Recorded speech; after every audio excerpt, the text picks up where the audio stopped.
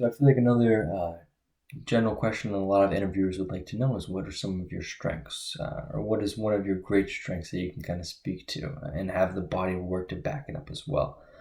So first and foremost, I would definitely say project management is a transferable skill given my breadth of experience, leading teams and hitting deadlines and ultimately achieving a good grade in that class and on that project. But another really transferable skill that I would like to highlight would be communication skills. And I feel like I've really developed that over my cardiology technician position at the University of Vermont Medical Center. And how have I done that? Through basically my role is performing non-invasive cardiology diagnostic tests on the patient.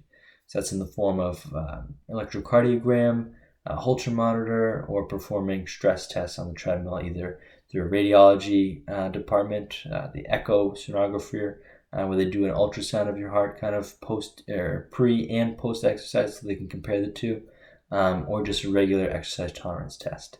So those series of tests obviously are different, and they involve educating the patient on what to expect during their time at the facility, which can be as short as 10 minutes all the way up to 4 hours. So each individual test, I like to educate the patient as to what they have, what their day looks like, what to expect while they're there, some background information, their tolerance, if they're comfortable being on a treadmill, making sure you're tendering to their needs, making sure their voice is heard, and there's no kind of confusion going into a test.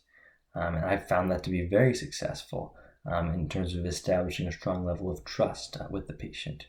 And a specific example of this has been there's a woman coming from the Women Helping and Battered Women facility, and she wasn't an employee; she was an actual victim of sexual assault, unfortunately. And so she was, she explained that to me and how that was very difficult for her. And the reason she explained that to me is because when doing a cardiology diagnostic test, you obviously, given the heart is located at the center point of the chest, you need to expose the chest region, and that obviously requires a tremendous amount of trust. So that's why I like to establish that right off the bat before approaching anything. But I basically described to her that we do have to reveal some portion of your gown to access the places where we want to put the stickers to monitor your heart during the procedure.